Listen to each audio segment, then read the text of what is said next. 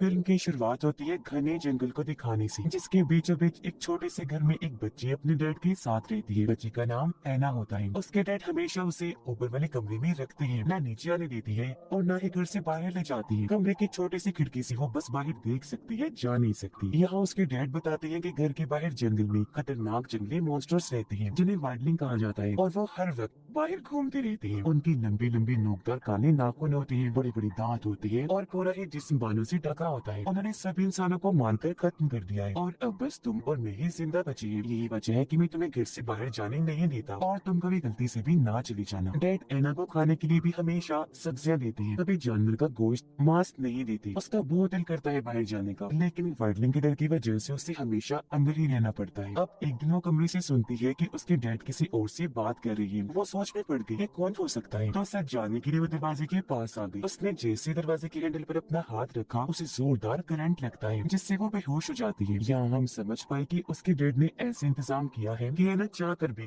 कभी बाहर ना आए। अब जब ऐना को होश आए तो उसके डैड केक लेकर आती है और कहने लगी, हैप्पी बर्थडे बेटा, आज मेरी बेटी की सालगिरह है। और तोहफे में उसे छोटा सा सफेद रंग का चूहा देती है। ऐना उसे पूछती है कि आप बाहर किससे बात कर रही थी, कौन था, जबकि आपने तो बताया था कि सब मर चुके हैं, हम दोनों के अलावा और कोई भी नहीं रहा। अब ये सुनकर उसके डैड सोच में तो पड़ ही गए थे, लेकिन वो सीधा जवाब देने की बजाय उसे कहते हैं, मेरी बेटी, इस दुनिया की अब आखिरी बच्ची तुम ही हो। यही वजह है कि मैं तुम्हें हर हाल में महफूज रखना चाहता हूँ, फिर चाहे मैं कुछ भी करूँ। अब कुछ दिन में ऐना और चूहे की काफी अच्छी दोस्ती हो गई, इसीलिए वो हमेशा उसके साथ खुशी से खेला करती थी। लेकिन फिर एक दिन चूहे की मौत हो गई। अब ऐना उसे जगाने की कोशिश करती है, क्योंकि उसे तो ये भी नहीं पता था कि मौत क्या होती है। तब भी उसके डैड ऐना को नहीं बताती, बल्कि ये कह देती है कि वो दरअसल ये चूहा यहाँ रहना नहीं चाहता, इसे यहाँ का माहौल पसंद नहीं आया, तो ये सो गया है ताकि मैं इसे कहीं और ले जाऊँ। जो कहकर वो चूहे को घर से बाहर ले जाती है और यहाँ ऐना एक बार फिर अकेली पड़ जाती है। वो जब सोई हुई थी तो उसे वाइल्डलिंग का डरावना सपना आता है, जिससे वो अंधेरे में है और उस पर वाइल्डलिंग का हमला हो गया है, जिस वजह से वो इतना डर गई कि फौरन नींद से उठ जाती है। अब कुछ दिन के बाद ऐना में बड़े होने की निशानियां जाहिर होने लगती है, जिस वजह से उसके डैड घबरा जाते हैं और उसे एक इंजेक्शन देना शुरू कर देती है ताकि वो जल्दी ग्रो ना करे, जल्दी बड़ी ना हो। अब ऐना को कुछ समझ नहीं आती कि मेरे डैड ऐसा क्यों कर रही है, क्योंकि ये इंजेक्शन इतना तेज था कि वो अक्सर बेहोश हो जाया करती थी। और फिर ऐसे ही सब चलता रहा। उसकी डैड हर रोज उसे इंजेक्शन दिया करती थी। ऐना वक्त के साथ साथ थोड़ी बड़ी तो हो ही रही थी, लेकिन इंजेक्शन की वजह से उसे इतनी कमजोरी हो गई थी कि वो हर वक्त बिस्तर पर ही पड़ी रहती थी। उसमें उठने की जरा भी हिम्मत नहीं थी। वो अपने डैड को कहती है कि जैसी हालत मेरे चूहे की हुई थी, मैं भी बिल्कुल वैसा ही महसूस कर रही हूँ, तो आप ही मुझे वहीं भेज दीजिए ना जहाँ आपने चूहे को बेचा है, क्योंकि अपनी हालत देखकर मुझे लग रहा है मैं यहाँ नहीं रह पाऊंगी, मैं बहुत तंग आ चुकी हूँ। ये सारी बातें बताकर वो बहुत ज्यादा दुखी हो जाती है। ये देखकर उसके डैड को भी काफी बुरा लगा। उन्हें खुद पर शर्मिंदगी होने लगी कि मैंने ये क्या कर दिया इसके साथ, इसकी जिंदगी ही बर्बाद कर दी। उन्हें खुद पर इतना गुस्सा आया कि उन्होंने गन अपने मुंह में रख के गोली चला ली। अब वो मरे या नहीं ये हमें दिखाया नहीं जाता, सीन इधर ही कट हो जाता है। अब दिखाया जाता है कि ऐना एक हॉस्पिटल में है, जहाँ उसकी हालत अब और खराब हो गई है और उसके चारों तरफ डॉक्टर्स खड़े हैं। उसे जैसे होश आई, अपने सामने पहली बार इतने सारे इंसानों को देखकर वो घबरा जाती है, अपना कंट्रोल खो देती है। इसी तरह वहाँ से उठी और बाहर भाग जाती है, जहाँ से सीधा वो छत पर आ गई। आप पहली बार सूरज को देख रही थी, तो यहाँ भी वो काफी परेशान हो जाती है। सूरज की रोशनी पहली बार उसकी आंखों पर पड़ी थी, तो चक्कर खाकर वो बेहोश हो जाती है। जब डॉक्टर्स उसके पास आए, फिर से उसे उठाकर कमरे में ले आती है और इस बार ऐना को बेड से बांध देती है। उसे जब होश आई तो सामने एक पुलिस ऑफिसर बैठी थी, जिसका नाम एलन था। वो ऐना की ऐसी हालत देखकर सोच में पड़ जाती है और डॉक्टर से पूछने लगती है कि आखिर इस लड़की को क्या हुआ है। डॉक्टर बताते हैं कि काफी अरसे से इसे एक इंजेक्शन दिया जा रहा था ताकि ये जल्दी ग्रो ना करे, और इसे हमेशा एक कमरे में ही रखा जहाँ से ये कभी बाहर नहीं आई थी। और आज पहली बार इतने सारे इंसानों को देख रही है, तो इसी वजह से ऐसा बर्ताव कर रही है। अब एलन ऐना को अपनी हिरासत में ले लेती है, पर वो उसे पुलिस स्टेशन ले जाने की बजाय अपने घर में ले आती है, जहाँ एलन का छोटा भाई भी उसके साथ रहा करता था। वो जब ऐना को देखता है तो दोनों की दोस्ती हो जाती है। अब ऐना उनकी फैमिली से घुल मिल रही थी, इसलिए एलन सीनियर डॉक्टर से कहती है कि प्लीज मुझे इस बात की इजाजत दे दीजिए, मैं ऐना को अपने साथ अपने घर पर रखना चाहती हूँ, क्योंकि वह दूसरे इंसानों से घबराती है। उसे नहीं पता कि फैमिली क्या होती है। मैं उसे अपने साथ रहकर सिखाऊंगी कि नॉर्मल जिंदगी क्या होती है, और मुझे लगता है मेरे घर में वो महफूज रहेगी। अब डॉक्टर को काफी हद तक ये ठीक लगा, इसलिए वो एलन को इस बात की इजाजत दे देता है। अब हॉस्पिटल में हम एना के डैड को देखते हैं। जी हाँ, वो मरे नहीं थे, बस गोली से जख्मी हो गई थी, लेकिन उनकी हालत बहुत खराब थी। वो जिंदगी और मौत के बीच खड़ी थी। उधर एलन का भाई एना से इतना घुल मिल गया था कि वो उसे बहुत कुछ सिखाता है। जहाँ जाहिर है एना के लिए सब नया था और उसे बहुत अच्छा लग रहा था। वो उसके साथ स्कूल में जाती है और दूसरे लोगों से मिलकर काफी अच्छा महसूस भी करती है। अब जब से वो समझदार हुई, हर चीज को समझने लगी, तो उसे महसूस होने लगता है जैसे बहुत दूर की आवाज मुझे पास से सुनाई दे रही है और दूर उसे अजीबोगरीब ख्याल भी आती है। लेकिन वो उनसे नहीं घबराती, बल्कि पूरे दिल से इस जिंदगी को अपना लेती है। वो बहुत सारी किताबें पढ़ती है जहाँ उसे पता लगता है कि वो जंगली मॉन्स्टर्स यानी वाइल्डलिंग्स नॉर्थ एरिया में रहती है। पर ऐसे दिन गुजरते गए जहाँ हम एना के जिस्म में होने वाले बदलाव साफ साफ देख पा रही थी, जैसे कि उसके नाखून काले होना शुरू हो गई थी, पर वो ये बात किसी को नहीं बताती। अब एलन एना के पास आई और बताती है कि मैंने तुम्हारा डीएनए टेस्ट करवाया था, जिसकी रिपोर्ट आ गई है। उसके मुताबिक वो आदमी जिसके साथ तुम रहती थी वो तुम्हारे असली डैड नहीं है, बल्कि वो तुम्हारे सौतेले डैड थे, इसी वजह से तुम्हें पाल रहे थे। यह सुनकर एना काफी परेशान हो जाती है और सोच भी पड़ती है कि अगर वो मेरे डैड नहीं तो फिर मेरे असली माँ बाप कौन है और वो कहाँ होंगे। अब उसे परेशान देखकर एलन का भाई उसे तसल्ली देता है और अभी दोनों मिलकर अपने क्लासमेट के घर जाते हैं जो इनके साथ पढ़ता था, जिसके घर पर पार्टी चल रही थी। अभी पार्टी का माहौल भी क्योंकि एना के लिए नया था, इसीलिए उसे ये सब भी अजीब लगता है, लेकिन फिर उसे अच्छा महसूस होने लगा। वो एंजॉय करने लगती है और शराब भी पीती है। उसे चक्कर आने लगे, लेकिन फिर थोड़ी ही देर बाद वो ठीक भी हो गई। अब उसने नोटिस किया कि मेरा एक क्लासमेट मुझे घूर रहा है, लेकिन उसे नजरअंदाज करके वो एलन के भाई से बातें करने लगी। वो जब एना के करीब आया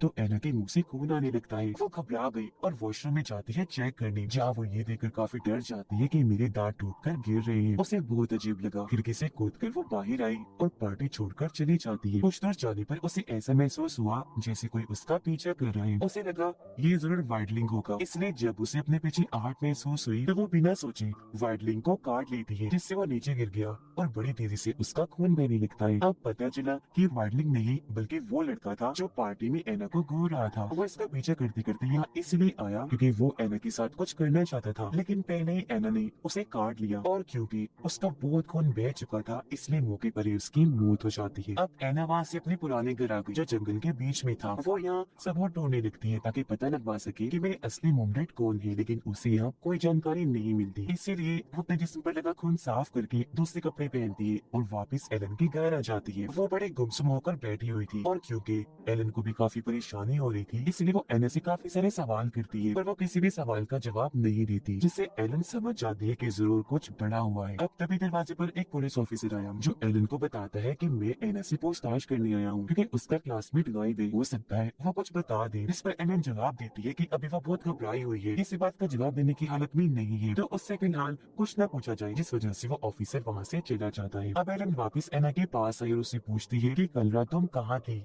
और इतनी चुपचाप क्यों हो, लेकिन यहाँ भी एना कोई जवाब नहीं देती बल्कि नेल पॉलिश लगाने लगती है। एलन को गुस्सा आ गया कि ये मुझे कैसे नजरअंदाज कर रही है, तो तंग आकर वो एना पर गुस्सा करने लगती है, जिस पर उसका भाई समझाता है कि शांत हो जाए और प्लीज इसे मत डांटे, मैं पूछता हूँ मुझे जवाब दे देगी। जिसके बाद वो एना से बात करता है पर उसके कोई जवाब ना देने पर वो एना का मुंह खोलता है और देखता है कि एना के जो दांत टूट गए थे वहाँ से अब कुछ ओए निकल रहा है, जो बात बहुत अजीब थी। ये देखकर वो काफी घबरा गया और जल्दी से अपनी बहन एलन के पास जाता है इस सब के बारे में बताने के लिए। जिस बीच मौका पाकर एना जंगल की तरफ भाग जाती है क्योंकि उसे डर था कि कहीं ये लोग मुझे कुछ करना दे, लेकिन एक जगह रुककर सोचती है कि मैं कहाँ जाऊंगा, मुझे तो बहुत भूख लगी है। तब उसकी नजर एक शिकारी पर गई जिसके पास वो जाती है और देखती है कि इसने वल्फ भेड़िए वाला मास्क पहना हुआ है। वो समझ गया कि इसे भूख लगी है तो एना को वो खाना देता है।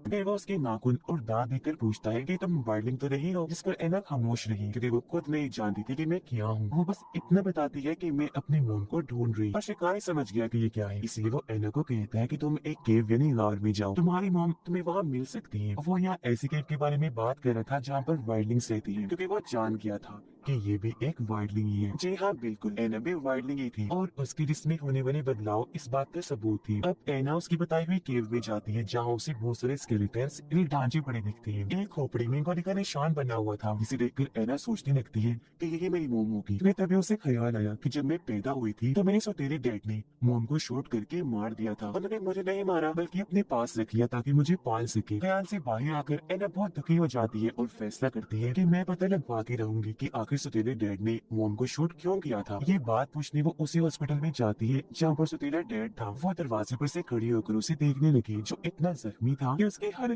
कुछ बताने वाली नहीं थी। लेकिन उसने महसूस कर लिया था कि एना आई है, इसीलिए वो अपनी गर्दन मोड़कर उसे देखने लगता है। उधर एलन के पास उस लड़की की केस फाइल आई जिसे एना ने काटा था इन उसका क्लासमेट, क्योंकि उसकी लाश मिल चुकी थी। एलन ने एना का कमरा चेक किया, जहाँ से उसे ऐसी ड्राइंग्स मिली कि उसे शक होने लगा कि जरूर एना ने उस लड़की को मारा है। आगे वो कुछ सोचती एना यहाँ वापस आ गई थी और एलन की गले से लगकर वो रोने लगती है। कहती है कि मुझे संभाल लीजिए, मैं बहुत दुखी हूँ। अब जब एलन उसके हाथों को देखती है तो उसके बड़े बड़े नाखून देखकर उसका शक यकीन में बदल जाता है कि इसने ही उस लड़के को मारा है। इसीलिए उसे गिरफ्तार करके जेल में बंद कर देती है। इस वजह से एना काफी परेशान हो गई। अब मैं क्या करूँ, इनसे क्या कहूँ, कैसे बताऊँ इनको कि मेरे जिस्म में क्या हो रहा है और मैं कैसे महसूस कर रही हूँ। और जब शीशे में अपने दांत देखती है तो उसे याद आने लगा कि मेरे दांत तो बिल्कुल वैसे हैं जैसे केव वाले स्केलेटन के थे। अब तभी उससे मिलने सौतेला डैड आया, जो अब ठीक हो चुका था। वो एना को कहता है कि सारी गलती मेरी ही है, मुझे तुम जैसे वायलेंस को पालना ही नहीं चाहिए था और मुझे इस बात का भी दुख है कि तुम यहाँ बंद हो। वो फिर इंजेक्शन निकाल कर कहता है कि ये इंजेक्शन लगवा लो, क्योंकि इसकी वजह से तुम यहाँ से आजाद हो सकती हो। अब एना जो पहले ही उसकी बातों से दुखी होकर रो रही थी, वो इंजेक्शन लगाने से मना कर देती है। इस वजह से उसे इतना गुस्सा आया कि वो यहाँ से चला जाता है। थोड़ी देर बाद एलन वहाँ आई और देखती है कि एना बड़ी अजीब तरह से एक जगह पर सिमट कर सो रही है, जैसे कोई जानवर सोता है। पर उसे क्या पता था कि वो नाटक कर रही है, क्योंकि एलन जैसे लॉकअप खोल के अंदर आई, एना उस पर हमला करके उसे धक्का मारकर वहाँ से भाग जाती है। बाहर एलन का भाई गाड़ी में बैठा था, तो वो जल्दी से गाड़ी में बैठकर उसे गाड़ी चलाने का कहती है। और ये लोग जंगल की रास्ते काफी आगे निकल आए थे। एक जगह वो गाड़ी रुकवाकर उसे बता देती है कि मैं कोई इंसान नहीं हूँ, बल्कि एक जंगली मॉन्स्टर हूँ, वाइल्डलिंग। जो कहकर वो अकेले ही जंगल की रास्ते निकल जाती है। और अब यहाँ रात हो गई थी। एलन के भाई को उसकी फिक्र थी, वो उसे अकेला नहीं छोड़ सकता था, इसलिए वो भी गाड़ी से उतरकर उसके पीछे पीछे चला जाता है, जहाँ वो नदी में नहाकर बाहर आई और एक जगह पर बैठ जाती है। अब एलन के भाई को फिक्र हो रही थी कि कहीं उसे ठंड न लग जाए, इसलिए वो पहले आग जलाता है और फिर एना को पास खड़ा करके उसके कपड़े सुखाता है। लेकिन जब उसकी कमर पर हाथ रखता है तो उसने महसूस कर लिया था कि एना के पूरे जिस्म पर बाल तेजी से उग रहे हैं। वो थोड़ा घबरा गया, लेकिन एना यहाँ जज्बाती होकर उसे गले से लग जाती है। कहने लगी कि डरो मत, मैं तुम्हें कोई नुकसान नहीं पहुंचाऊंगी, क्योंकि तुम मुझे बहुत पसंद हो। जिसके बाद वो एक साथ बहुत सा वक्त गुजारते हैं। अब एना के सौतेले डैड पुलिस के साथ मिलकर उसे पकड़ने का प्लान बनाते हैं। उसने पुलिस को भी उसकी सच्चाई बता दी थी और ये भी कि वो बहुत खतरनाक है, किसी को भी नुकसान पहुंचा सकती है। अगली सुबह एना और एलन का भाई वहाँ से निकलकर जाने लगे, जहाँ कुछ शिकारी उन्हें देखते ही गोलियां चलाने लगते हैं। एक गोली एलन के भाई को लग गई और वो काफी जख्मी हो गया, लेकिन फिर भी वो दोबारा उठे और अभी नदी में कूद जाते हैं। एलन का भाई दोबारा चला जाता है, पर एना नहीं जाती। वो उसे समझाती है कि मैं नहीं चाहती मेरी वजह से तुम्हारी जान को भी खतरा हो, तुम सही सलामत घर चली जाओ, क्योंकि मैं तुम्हारी हिफाजत चाहती हूँ। वो लोग सिर्फ मुझे तलाश कर रही है, अगर हम दोनों साथ रहे तो बिना वजह तुम भी मारी जाओगी। अब वो उसे अकेला तो नहीं करना चाहता था, लेकिन मजबूर था, इसलिए दूसरे रास्ते से घर के लिए निकल जाता है और एना जंगल में चली जाती है। एलन को अपना भाई मिल चुका था, वो एलन के गले से लग जाता है, रोते हुए कहता है कि मुझे एना की फिक्र हो रही है, वो खतरे में है, तो प्लीज उसे बचा लीजिए। एलन उसे चुप करवाकर एना की तलाश में निकल जाती है। उधर एना अब जंगलियों की तरह बनकर उस केव के लिए निकल जाती है, जहाँ उसे अपनी मॉम का स्केलेटन मिला था। कुछ दिन के बाद दिखाया गया कि एना का जिस्म बहुत तेजी से बदल रहा है और अब वो यहाँ के माहौल में रहने के लिए बिल्कुल तैयार हो चुकी है, क्योंकि वो काफी हद तक वायलिंग बन गई है, जबकि शिकारी अभी भी उसे ढूंढ रही थी। एक दिन एलन के भाई ने देखा कि एक पुलिस ऑफिसर एना को पकड़ने के लिए जा रहा है। उसने अपने साथ बहुत सारा पेट्रोल और हथियार औजार वगैरह ले लिए थे, जिसके बाद वो यहाँ से निकल गया। ये देखकर वो जल्दी से इस बारे में अपनी बहन एलन को बताता है। उधर एना पूरी तरह वायलिंग बन गई थी और जो शिकारी उसे पकड़ने आए थे वो उन्हें पर हमला कर देती है। जो भी उसके सामने आ रहा था वो झट से उस पर झपटती थी और उसे मार गिराती थी। इतनी ही देर में यहाँ एलन भी आ गई। वो गाड़ी से उतरकर देखती है कि वहाँ शिकारियों की लाशें बिखरी पड़ी है और उसे वो पुलिस ऑफिसर भी मिल जाता है जो एना को यहाँ मारने आया था। वो गन पॉइंट पर एलन को धमकाता है कि तुम एना को नहीं बचा सकती, मैं उसे मार के ही दम लूंगा। ये बातें वो कर ही रहा था कि तभी पीछे से एना आकर उस पर बुरी तरह हमला कर देती है। वो उसकी गर्दन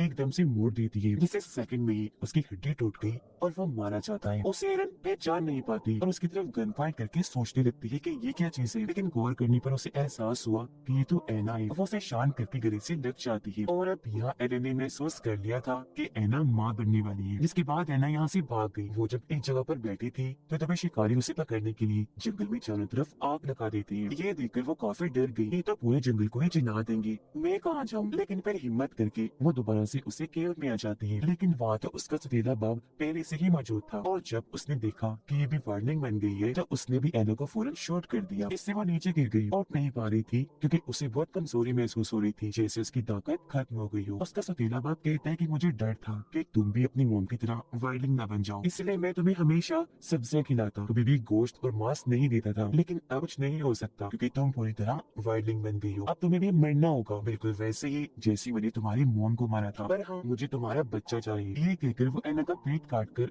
बच्चा निकालने की कोशिश करता है, लेकिन यहाँ वो अपनी ताकत का इस्तेमाल करके जलती हुई लकड़ियाँ वो शाद उठाती है और उसे अपने डैड के सीने में घुसाकर पूरा जोर लगाती है। वो पूरा जल गया और वहीं उसकी मौत हो जाती है। और अब यहाँ उसकी पूरी ताकत खत्म हो गई थी, इसलिए वो चिल्लाकर नीचे गिर जाती है क्योंकि पेट भी कटा हुआ था। कुछ ही देर में यहाँ वो शिकारी आया जिसने एना को खाना खिलाया था और इस केव का रास्ता बताया था। वो एना के कटे हुए पेट पर टांगे लगाता है तो तब जाकर उसकी हालत थोड़ी बेहतर होती है। अब एक तरफ पुलिस वाली, एक तरफ शिकारी, तो एक तरफ एलन और उसका भाई, सभी एना को ढूंढ रही थी। फिर एलन और उसके भाई को एना एक जगह दिख भी जाती है, पर क्योंकि वो चाहती थी कि एना जिंदा रहे इसलिए वो किसी को भी कुछ नहीं बताती। अब ऐसे एना काफी दिन तक चलती रहती है, जिस बीच रास्ते में उसका बच्चा पैदा हो जाता है। वो बच्चे को लेकर फिर से चलती रही और आखिरकार नॉर्थ एरिया में आ ही जाती है जहाँ पर सभी वाइल्डिंग्स रहती हैं। यहाँ सामने तेज रोशनी थी, तभी वो उस जगह से वाइल्डिंग्स की आवाज सुनती है क्योंकि उसे एहसास हो गया था कि उस रोशनी के पीछे ही वाइल्डिंग्स रहती है, और वो उसकी तरफ ही चल देती है क्योंकि वहाँ उसकी फैमिली होगी और अब से वो अपने जैसे लोगों में ही रहेगी। इंसानों का बुरा बर्ताव वो इतने टाइम से जो बर्दाश्त करी थी अब उसे नहीं करना पड़ेगा, वो आजाद होगी और जाहिर है उसका बच्चा भी वाइल्डिंग ही होगा तो वो उसे भी यहाँ आराम से पालेगी। और इसी के साथ इस फिल्म की कहानी यहीं पर खत्म हो जाती है।